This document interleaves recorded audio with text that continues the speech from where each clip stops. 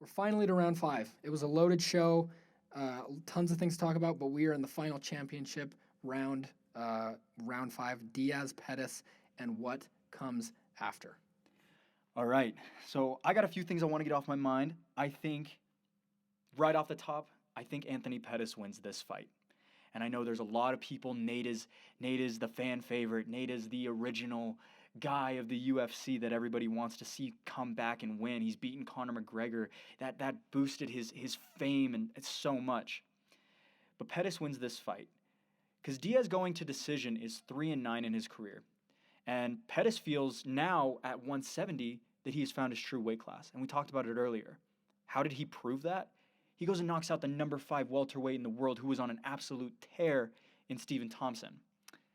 I also think there's another really important piece that not enough people are talking about, and that's something that we call in jiu-jitsu time on the mat.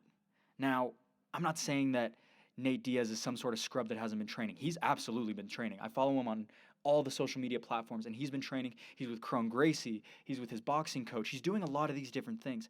However, I can't imagine, and I've never walked into the UFC octagon, but I can't imagine the toll of having cameras around and doing interviews and doing press conferences and doing open workouts and things like that, and the travel and all of these different things. That's got to be a little more difficult than waking up every morning and going to your gym where you train with the same people every day. Nate Diaz hasn't been in the UFC octagon. The lights haven't been on him. The press hasn't been there in the last 3 years. Diaz can train all day long, but it's not the same thing when you actually walk into that octagon. I think on the mental side, I think this is going to be a little bit more difficult for Nate Diaz than he would think. I think the last 3 years, he's put a lot of toll on his body. You can see it in his face. You can see it in his body. You can see in his interviews.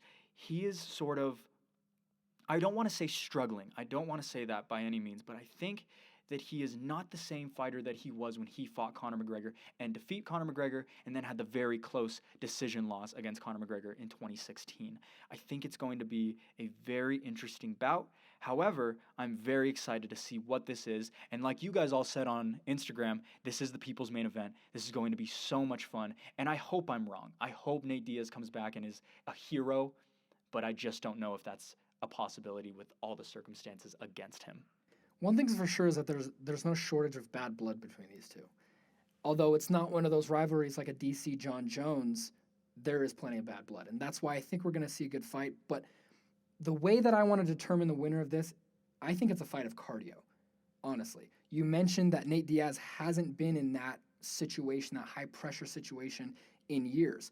Anthony Pettis is walking off an incredible, his last fight was absolutely unbelievable. However, both of these fighters have shown a little bit of a slump over the last, decade, you could say. Both of them are legends in their own right. Both of them have tons of fights under their belt. Both of them have very impressive resumes. But you could say that both of them have hit a slump either recently or they're still in it, possibly Nate Diaz. Meaning, Anthony Pettis, he went 6.5 years without a KO win. He is 22-8 right now, so he's been knocked out 3 times. He's got a pretty good knockout history with fights that he's taken and fights that, he's won. He's never been submitted, meaning he's lost 5 fights to the decision. Nate Diaz has lost 9 fights to the decision. Both of these guys can go the distance. Both of them are great strikers. Both of them can grapple. I think what is going to make the difference in this fight is cardio. Can Nate Diaz reprove that he has the cardio that he had to stand with Conor McGregor? I absolutely agree. And I think that's another piece that puts Nate Diaz against the cage.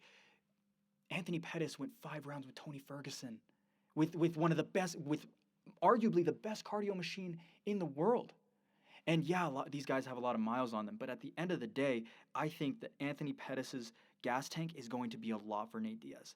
And it's going to be very telling of where Nate Diaz goes after this. But I think you hit it right on the nail in terms of cardio. This is going to be a battle of who can last the longest unless there is a very quick knockout of some sort. Who knows who that is, but my vote is Anthony Pettis. I was going to say, I think Anthony Pettis, seeing that he's fought so many more times in the recent years than Nate Diaz, I think he has more of a chance. Seven training camps, 7 fights, 7 press conferences. I think this goes to Anthony Pettis in terms of experience.